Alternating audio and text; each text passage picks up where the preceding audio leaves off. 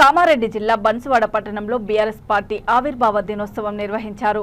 BRS party కార్యాలయంలో గులాబీ జెండాను మాజీ స్పీకర్ ఎమ్మెల్యే పోచారం శ్రీనివాసరెడ్డి ఎగురవేశారు.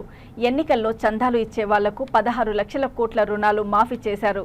కానీ రైతులకు రుణమాఫీ చెయ్యరని అన్నారు. ఆగస్టు 15 కల్లా రుణమాఫీతో పాటు 6 గ్యారెంటీలు అమలు చేస్తే శాసన సభ్యత్వానికి రాజీనామా చేస్తానని హరీష్ రావు చేసిన ఛాలెంజ్ను ముఖ్యమంత్రి స్వీకరించలేదని అన్నారు.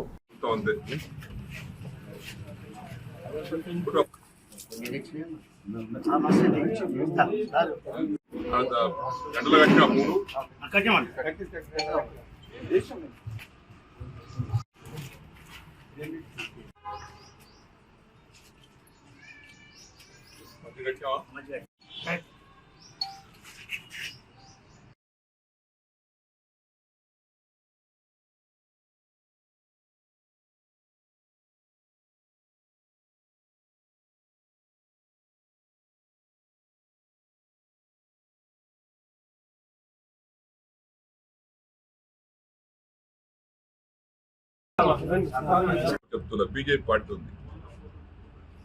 ఇంతనాళ్ళకు సిగ్గులేదు. ఇంతనన్నా 10 సంవత్సరాల క్రితం తెలంగాణలో గవర్నమెంట్ వచ్చింది కేసీఆర్ నాయకత్వం. అదే 10 సంవత్సరాల క్రితం నరేంద్ర మోడీ గారు ప్రధానమంత్రిగా అక్కడ ప్రభుత్వం ఏర్పడ్డది. నువ్వు చెప్పు, రైతులకు ఏం చేసినావు నీ కేంద్ర ప్రభుత్వం ద్వారా ఒకటి చెప్పు, పేదలకు ఏం చేసినావో చెప్పు, యువకులకు ఏం చేసినావో చెప్పు, వృద్ధులకు ఏం చేసినావో చెప్పు,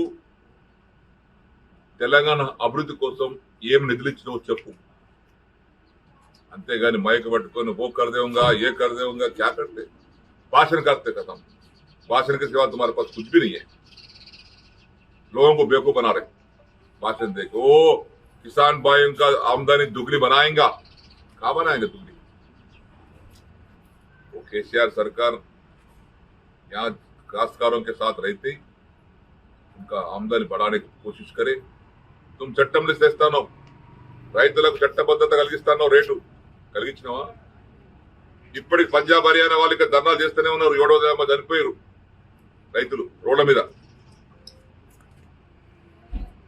భాషను మాత్రం పెద్ద పెద్ద భాషలు ఇస్తారు.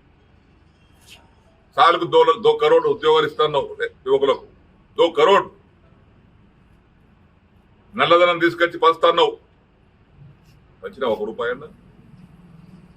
నీ అదాని నీ అంబానీ ఎంబడి ఉంటేవాళ్ళు నీ ఎలక్షన్ల చందాలు ఇచ్చేవాళ్ళకు 10 లక్షల కోట్ల రూపాయలు నువ్వు రుణం మాఫ్ చేస్తావు.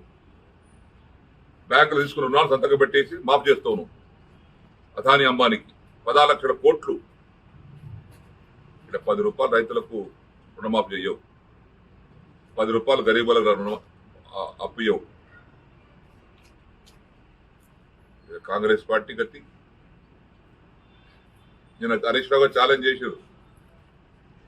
రుణమాఫీ ఆగస్టు 15 తారీఖు వల్ల రుణమాఫీతో పాటు నువ్వు ఇచ్చిన 6 గ్యారెంటీలు అమలు చేస్తే నేను సిద్దిపేట శాసనసభ్యుడిగా రాజీనామా చేసుకుంటాను అని అమరవీల స్థూపం దగ్గర పోయి కాగితం పెట్టాడు.